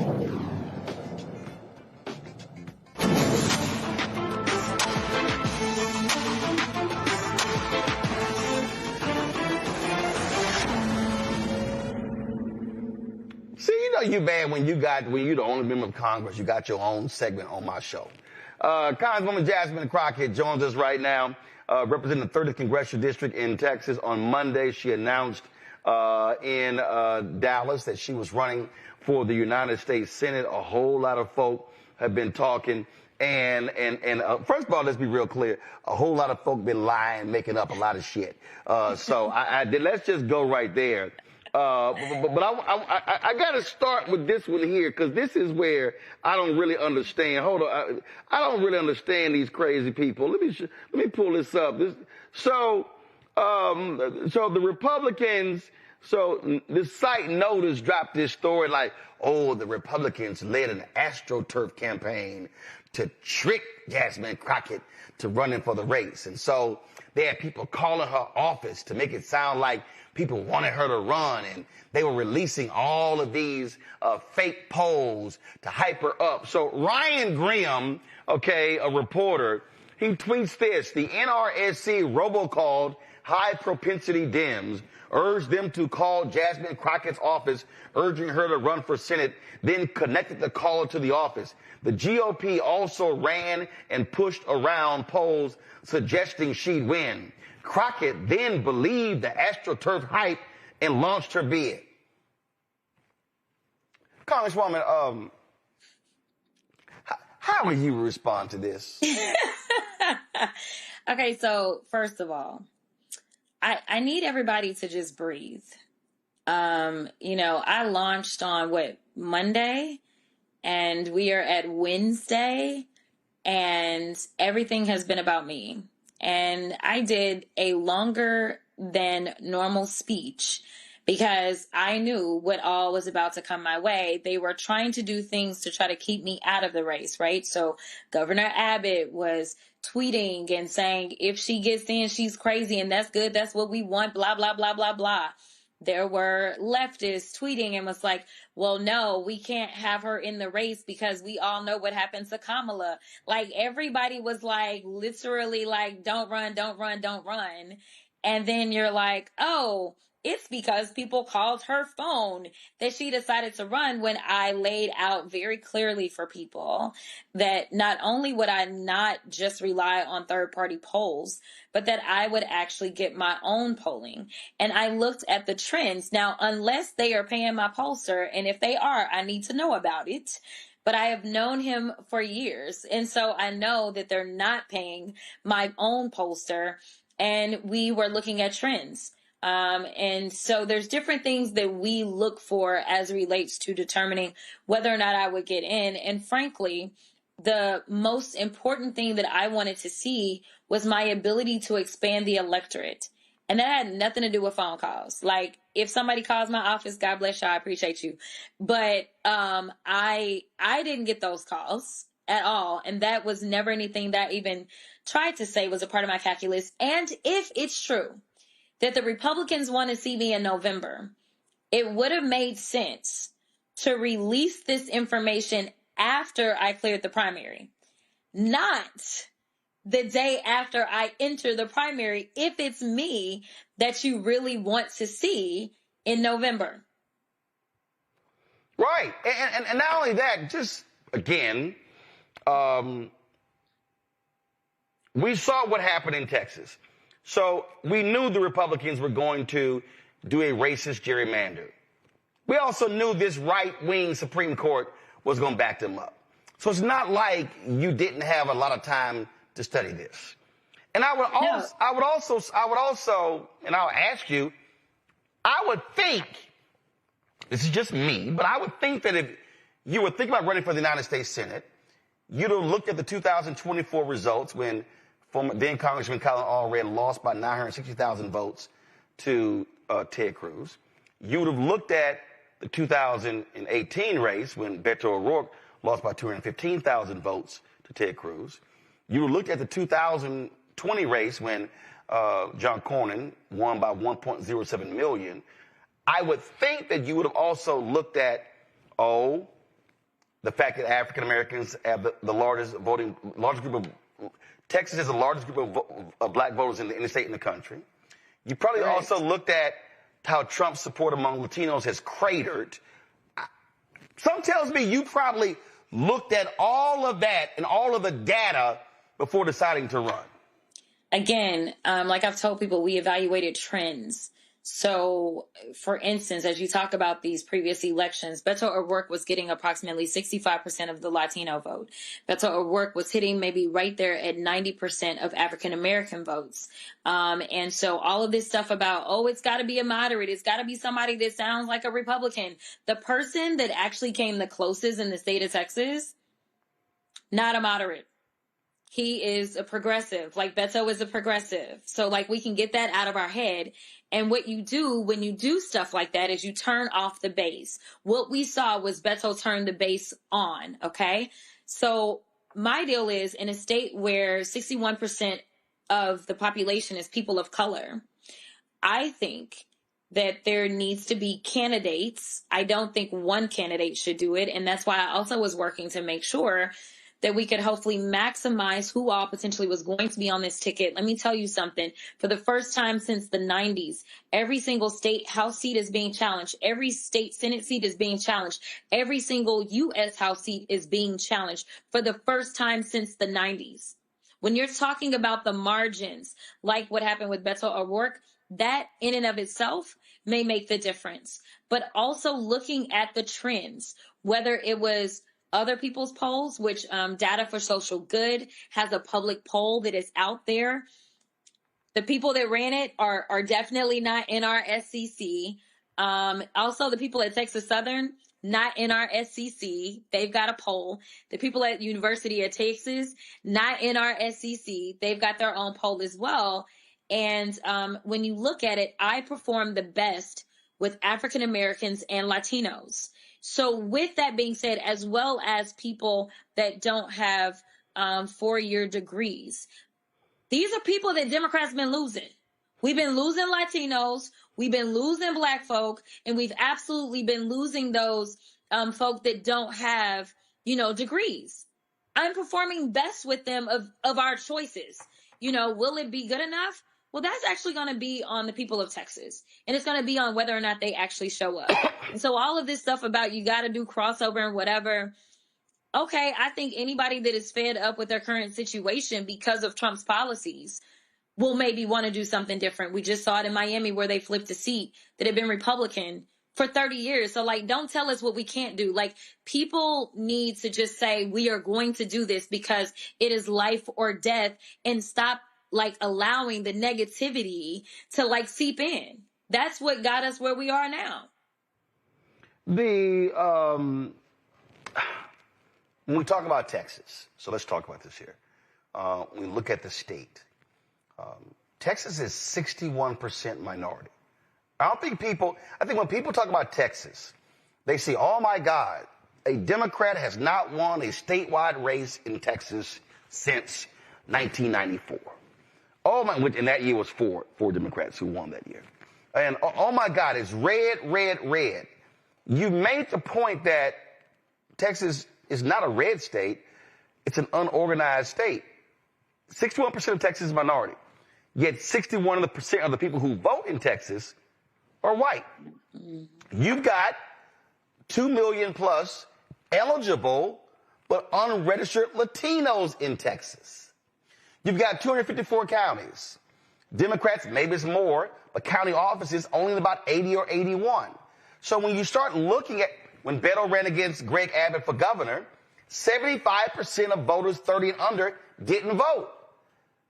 So when you look at that, is that because, frankly, the money has not been invested to actually do to Texas what happened in Georgia? And what do you hope to do? Granted, the primary is in 3 months. If you win the primary, you got the general in November. How do you put that coalition together and turn those people out? Yeah, I think these are all great points. And as you can imagine, I do well with young people. I don't think that that's in our SEC. Again, this is just kind of real life.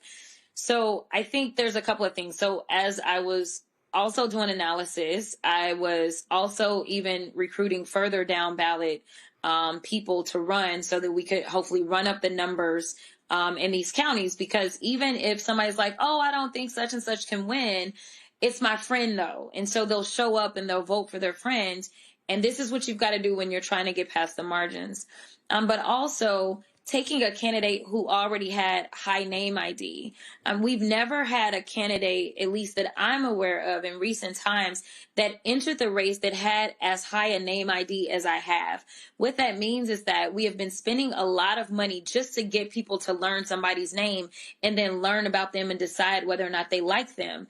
The reality is that people know my name and they know what I'm about. So we don't have to spend our money that way. We can go ahead and actually start getting to the people and saying, yo, it's go time. Are you in? In addition to the fact that I have worked across this entire country on behalf of other candidates because I believe in the team. I believe in democracy.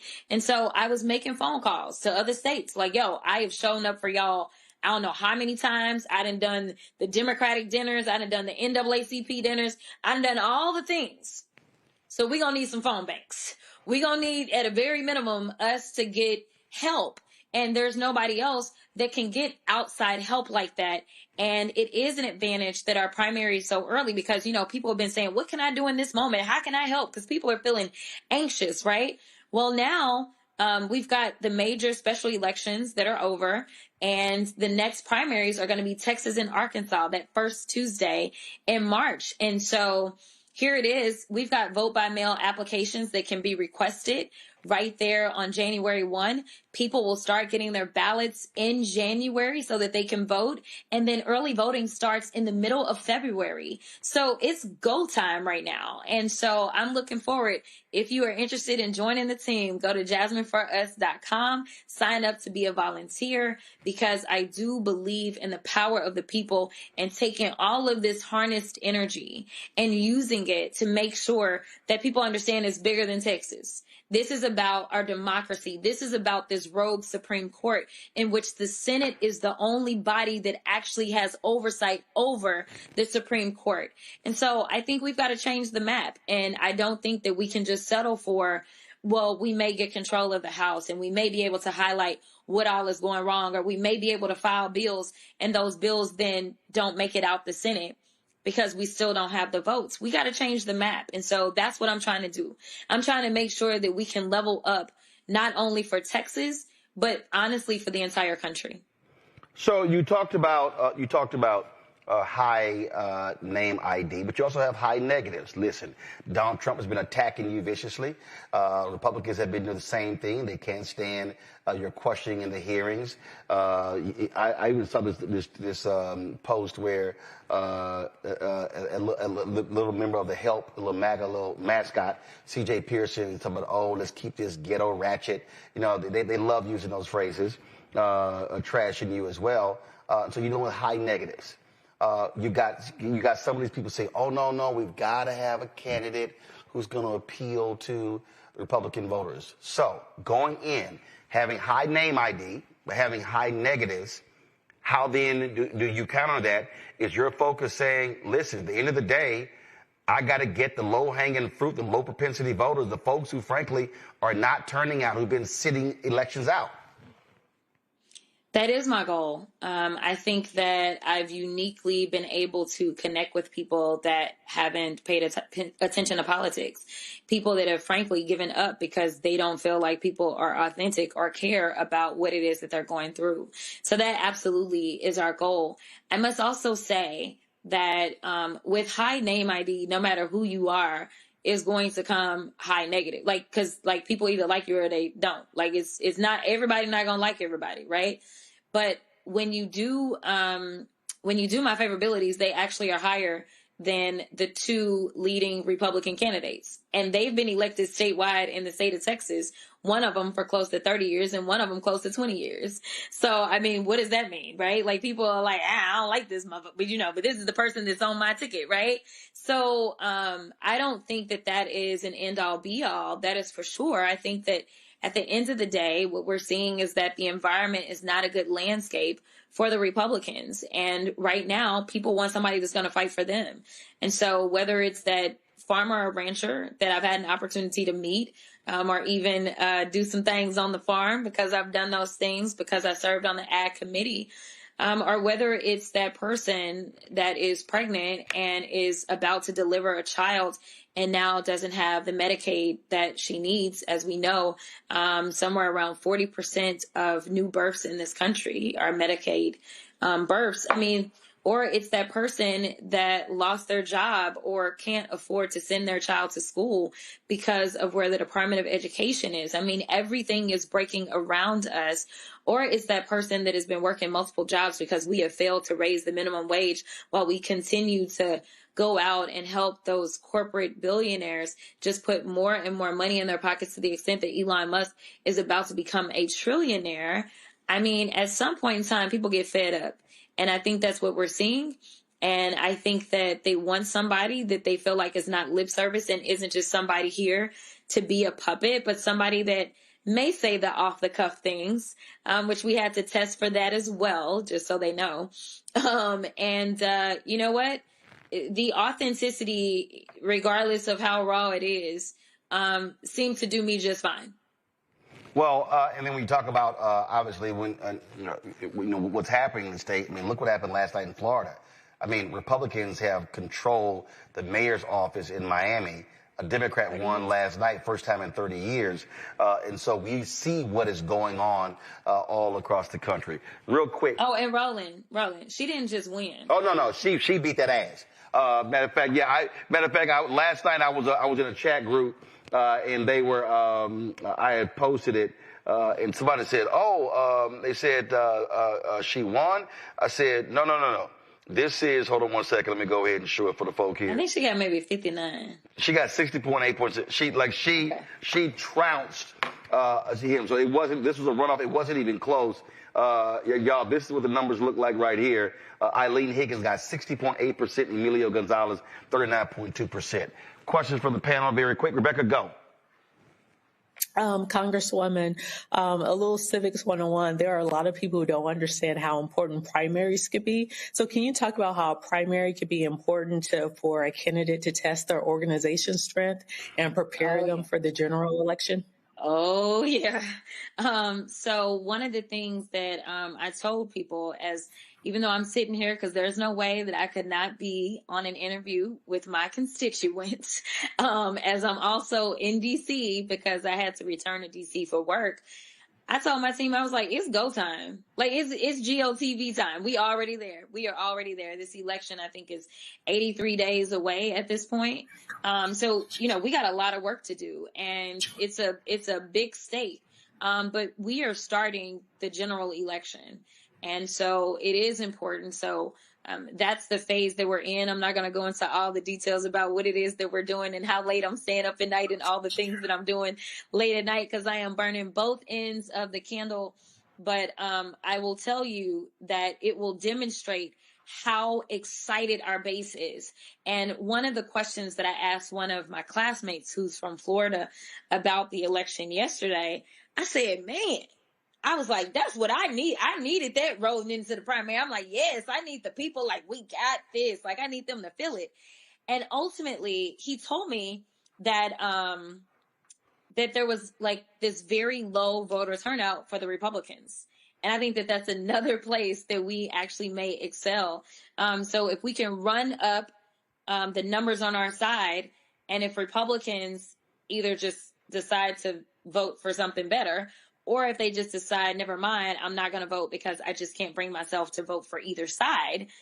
Either way, that works out for us. And we've got to start, especially when there's 19 million registered people. We're talking about a race that will be over in 11 months. So that's a lot of people a month, right? Like that's close to 200,000 people a month that you really need to be trying to meet. Joe.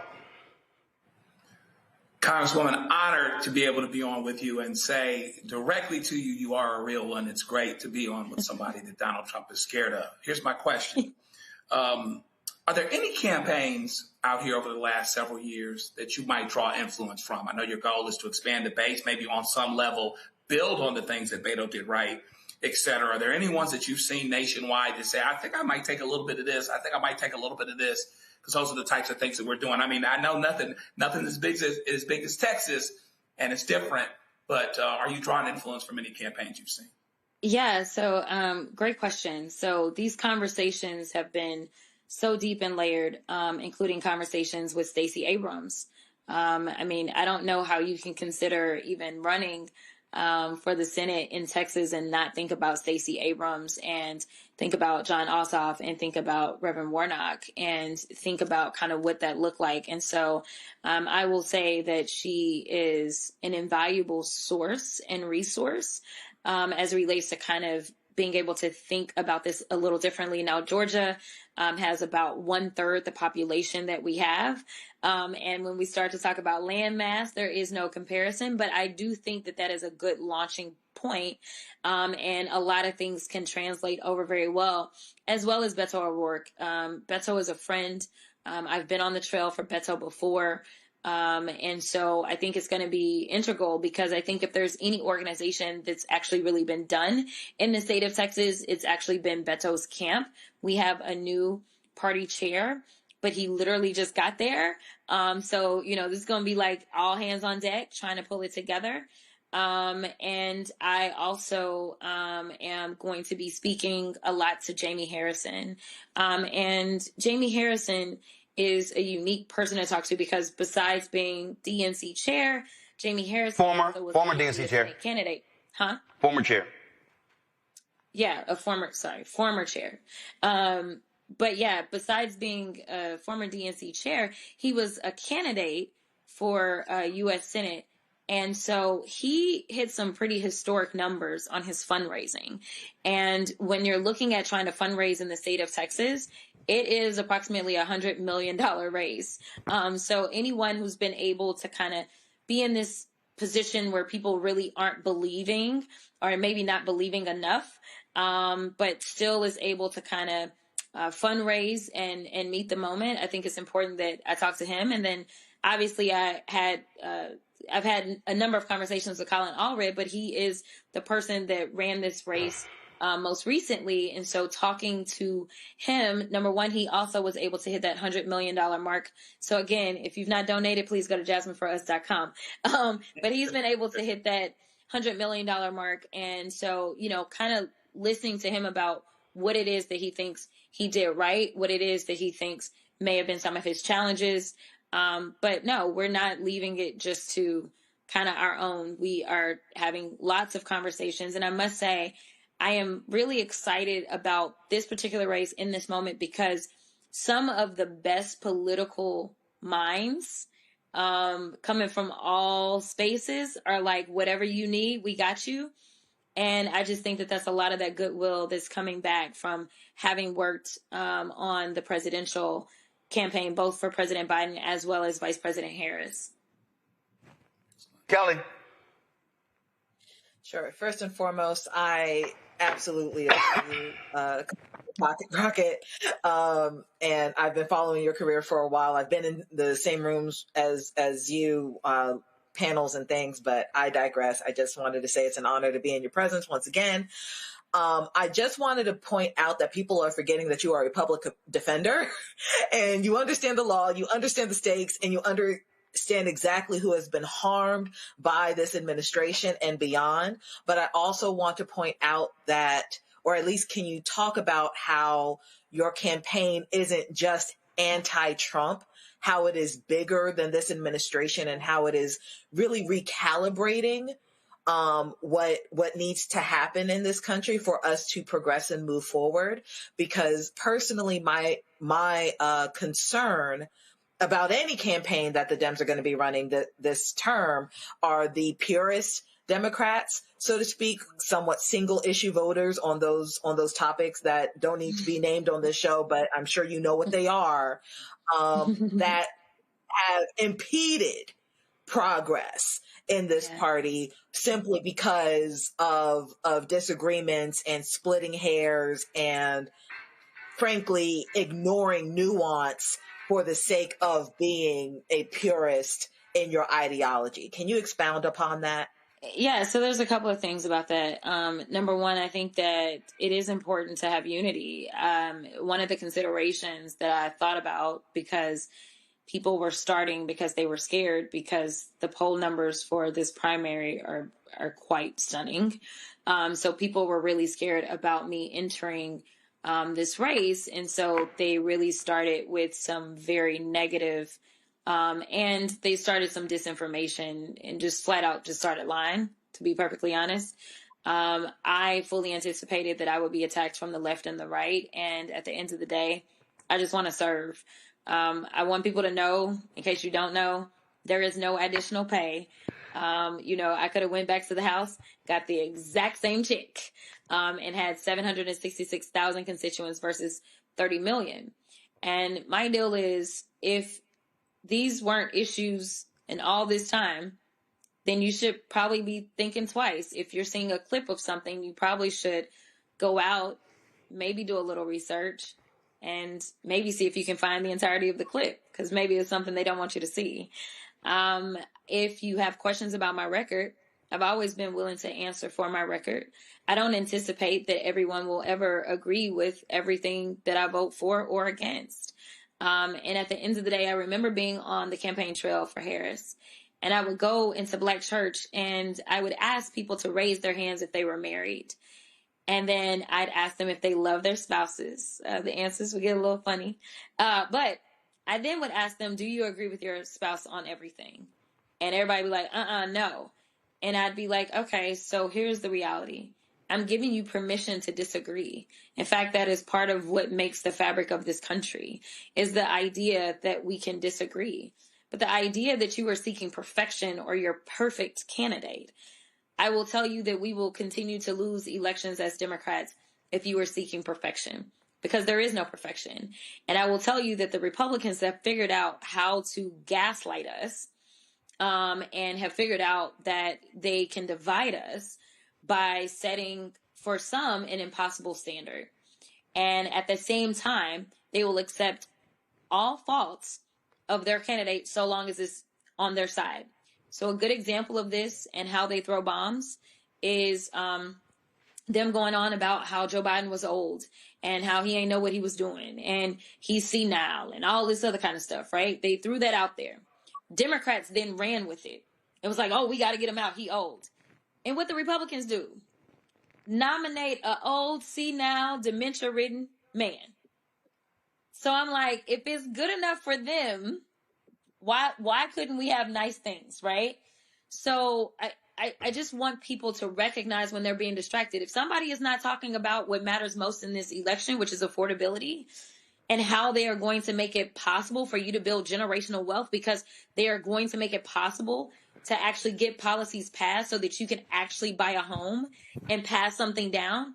If they're not going to make it possible for you to be able to send your kid to school without taking 50 million loans out, if they're not going to talk about how it is that you're going to go from being paycheck to paycheck, if they're not going to talk about how it is that you won't have to incur medical debt or that you will even have health insurance, then just understand that they don't want to talk about what matters most right now. They want you to be distracted. They want to divide us because that is what has worked. And I want to say this final point, and that is that the bots are out here and they are real. I'm sure y'all talked about it before, where when the new feature went live on X, it showed how all of these big influencer accounts are foreign actors. I have traveled the world and talked to allies about how they meddle in our elections, and they do it for pennies on the dollar. It's a lot of people getting riled up by bots and don't even know it. So I'm just saying, we lost because we decided to lose focus of what mattered. we can do that again, or we can go back to that 2008 moment that I was trying to remind people of, when a young Black 44-year-old senator from the state of Illinois had to tell people and reaffirm over and over, yes, we can, because clearly many people told him with the name Barack Hussein Obama, no, you can't. But he did. It's going to take all of us. So, you got to decide, pick your battles, and recognize that there's not going to be any perfection. But also recognize that I have a record. You can look up anything you want to look up and find out where people are confusing you. All right.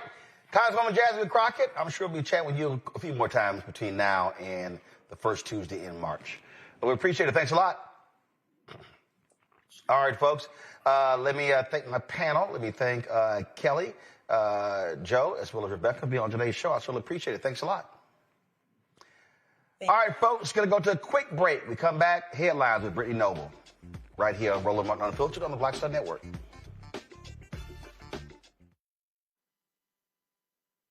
This week on The Other Side of Change. Book bans, anti-intellectualism, and Trump's continued war on wisdom. This is a coordinated backlash to progress. At the end of the day, conservatives realized that they couldn't win a debate on facts. They started using our language against us, right? Remember when we were all woke and the woke movement and all that kind of stuff? Now everything is anti-woke, right? When we were talking about including diversity, equity, inclusion, and higher education, now it's anti-DEI. All this are efforts to suppress the truth because truth empowers people. You're watching The Other Side of Change only on the Black Star Network. Hey, I'm Tasha Cobbs, and you are watching Roland Martin Unfiltered. But I need a little filter. I need something. Blow me out. Make me look 35.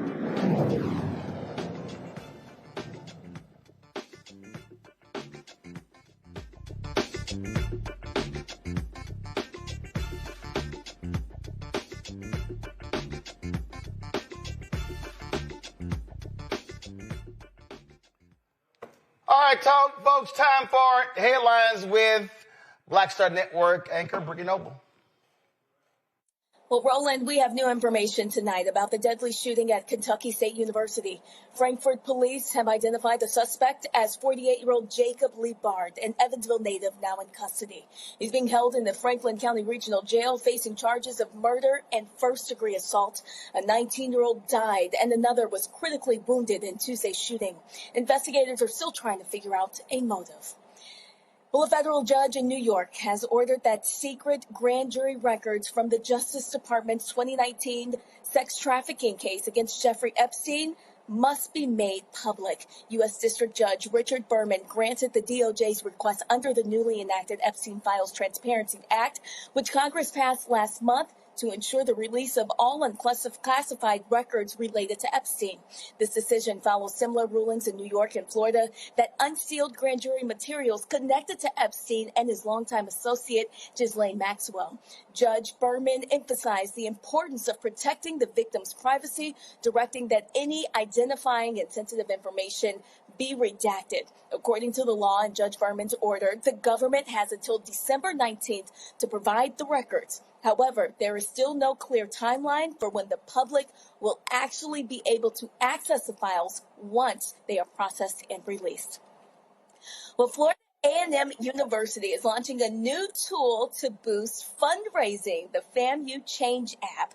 It allows alumni, students, and parents to donate spare change from everyday purchases, with each $5 automatically supporting the university.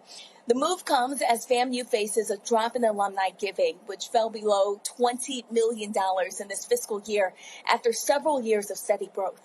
University leaders say the app is part of a broader effort to re-energize donations and strengthen FAMU's financial future. Well, history has been made in Latta, South Carolina. Longtime Councilman Marcus McGirt will serve as mayor after years of public service and community leadership. According to unofficial results from the Dillon County Election and Voter Registration Office, McGirt defeated newcomer Rick Watson, earning 197 votes to Watson's 137. McGirt called his win truly momentous. And Aja Wilson has been named the Associated Press Female Athlete of the Year. The honor comes from a panel of 47 sports journalists from the AP and its member news organizations. Wilson made history this season, becoming the first player in either the WNBA or NBA to win MVP, Defensive Player of the Year, Finals MVP, and lead league in scoring, all in this year. She also is the second straight basketball player to earn the title following Caitlin Clark's win in 2024. We'll have more on Roland Martin Unfiltered after the break. All right, Brittany, I sort of appreciate it. Thanks a lot, folks. That is it for us. It's a whole lot we had to break down and get to, and so we appreciate all of our guests and the panelists as well. If y'all want to support the work that we do, please join Bring the Funk Fan Club. Your dollars make it possible the work that we do. For Cash App, use the stripe QR code. You see it right here, bottom left-hand corner. That's also for credit cards. Applications, credit cards as well. PayPal's R Martin Unfiltered, Venmo's RM Unfiltered, Zelle, Roland at RolandSMartin.com, Roland at RolandMartinUnfiltered.com. Check your money order. Make it payable to Roland Martin Unfiltered, P.O. Box 57196, Washington, D.C. 20037-0196. Download the Black Star Network app, Apple phone, Android phone, Apple TV, Android TV, Roku, Amazon Fire TV, Xbox One, Samsung Smart TV. Be sure to get a copy of my book, White Fear, How the Brownie of America is Making White Folks Lose Their Mind. Available at bookstores nationwide. Also, if you want to get our Roland Martin Unfiltered Black Star Network swag, that's our hoodies, our crew necks, our T-shirts, mugs, hats, all that good stuff. Go to shopblackstarnetwork.com. Again, a lot of y'all have been stopping me saying, oh my God, I would love to get some stuff. Where can I get it? Well, everything is right there online on shopblackstarnetwork.com. Shopblackstarnetwork.com. And of course, all of these products you see right here, these are all black-owned products that we have on shopblackstarnetwork.com. Of course, we had the beautiful Curly Me dolls, had the owner on yesterday. And so, again, go to the website. And again, man, we got all kind of stuff, y'all. We got Christmas ornaments, we got dolls, we got steam dolls, we got candles that smell like food, we got relishes. I mean, we got all kinds of stuff. We got artwork and pillows, backpacks, crossword puzzles, you name it. All of this, shopblackstarnetwork.com. Check it out. Don't forget to also download the app Fanbase. And if you want to invest in Fanbase, folks, you only got 8 days left. 8 days left. $13.4 million has been raised. The target goal is $17 million. And so if you want to invest in Fanbase, get more information at startengine.com/Fanbase. So shout out to the guys at Eastside Golf. We had them on the show before, and so I was looking for something to wear today. And so I said, let's put on this comfy sweater. So shout out to those brothers as well. Folks, I'll see y'all tomorrow right here at Roland Martin Unfiltered on the Black Star Network. Holla!